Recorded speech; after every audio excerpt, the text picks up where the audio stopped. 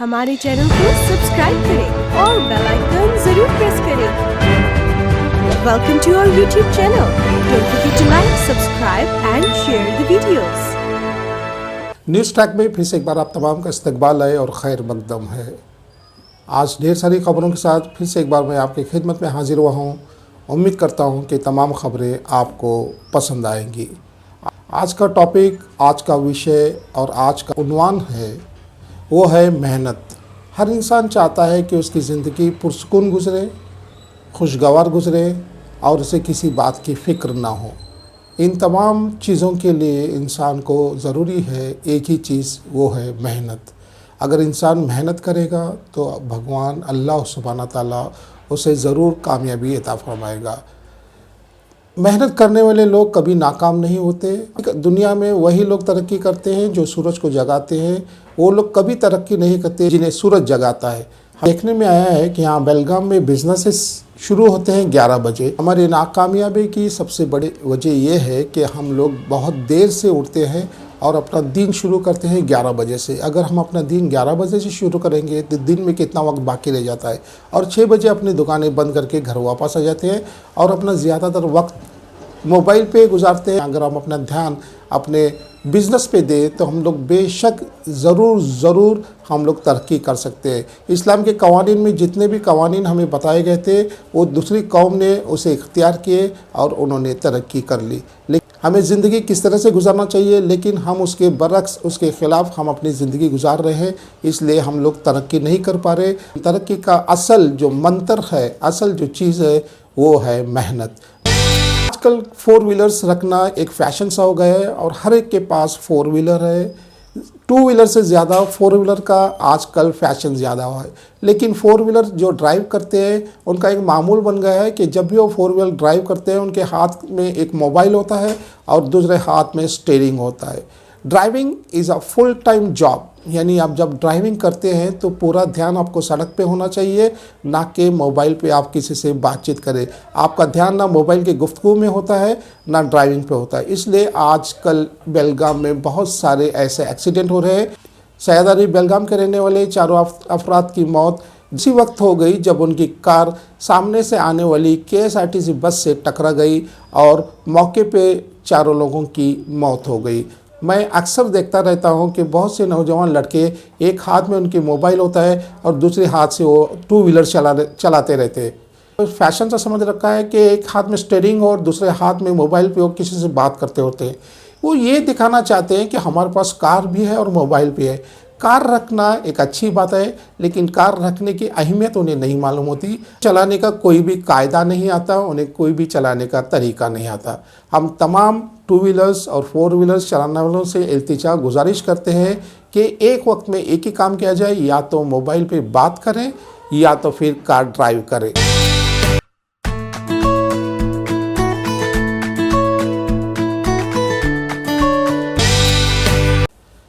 Dear root foundation, पिछली बार जिसका मैंने बुलेटिन में जिक्र किया था, इनका सबसे बड़ा मुहिम, इनका सबसे बड़ा मकसद है कि तमाम शहर में जो भीख मांगते हैं, जो बेगर्स हैं, उनको किस तरह से उनकी मदद की जाए।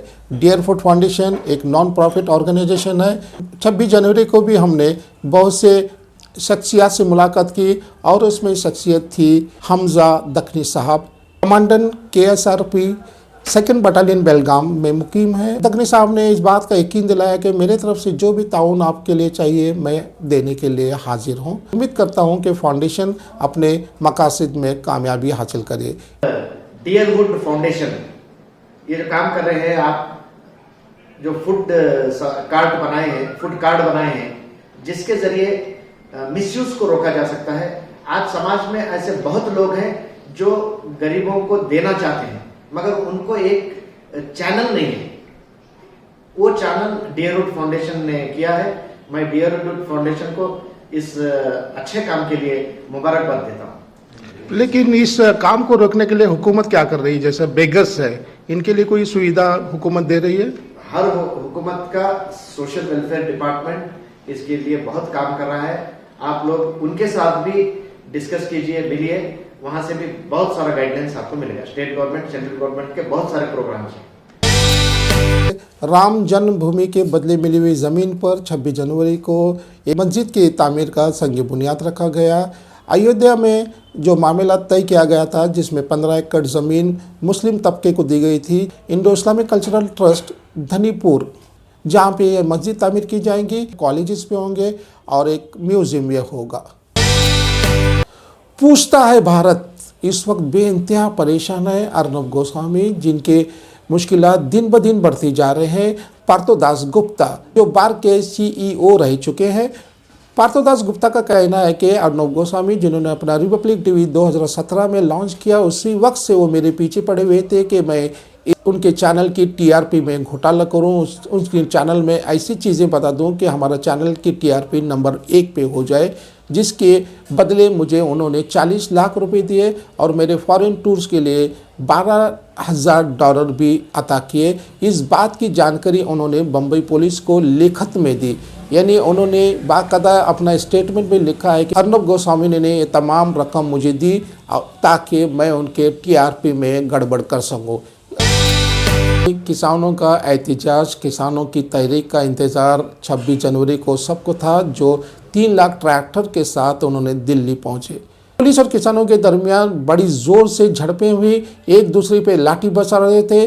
पुलिस अहलकारों ने अपनी दफ़ा, अपनी डिफेंस के लिए बेइंतहा कोशिश की, लेकिन किसानों बेइंतहा गुस्से में थे, जिन्होंने पुलिस पे लाठीचार्ज की। अहलकारों ने अपनी जान बचाने के लिए छलांगे लगाई।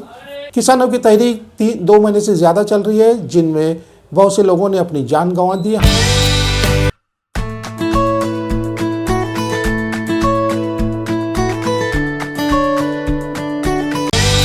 जिस पलड़े में तुली मोहब्बत उसमें चांदी नहीं तोलना। नरेंद्र चंचल 1970 के एक मशहूर गुलकार थे, जिन्होंने अपना पहला गीत फिल्म बॉबी के लिए गाया था, जो बहुत ही मशहूर हुआ। उसके बाद ऐसी कई फिल्मों में उन्होंने अपनी आवाज़ दी, जिसमें बेनाम और दूसरे कई फिल्में शामिल थे। नरेंद्र चंचल का देहांत 2 दिन पहले हो गया। लता मंगेशकर भी चंचल की देहांत पे अपने गम का इजहार किया। बात करते हैं टीवी की दुनिया से। जो लोग हमेशा हर रोज़ शाम को टीवी देखना पसंद करते हैं, उनके लिए बहुत सी बुरी खबरें हैं। कपिल शर्मा का शो जो बहुत ही मशहूर है, जो बहुत ही लोग इसे पसंद करते हैं, लेकिन अफसोस की बात यह है कि फरवरी के महीने में ये शो आप फिर से नहीं देख सकेंगे। शो बंद होने की असली वजह यह है कि कोविड-19 के चलते हुए कोई फिल्म रिलीज़ नहीं हो रही और वो किसी गेस्ट को बुला भी नहीं सकते थे। मार्च या अप्रैल के महीने में फिर से आप कपिल शर्मा शो नेटफ्लिक्स पे देख सकेंगे। BCCI के प्रेसिडेंट, जिन्हें फिर से एक बार दिल का दौरा पड़ने की वजह से हॉस्पिटल में मुंतकिल किया गया, वहाँ पे उन्हें 2 हफ्ते तक रहना पड़ेगा।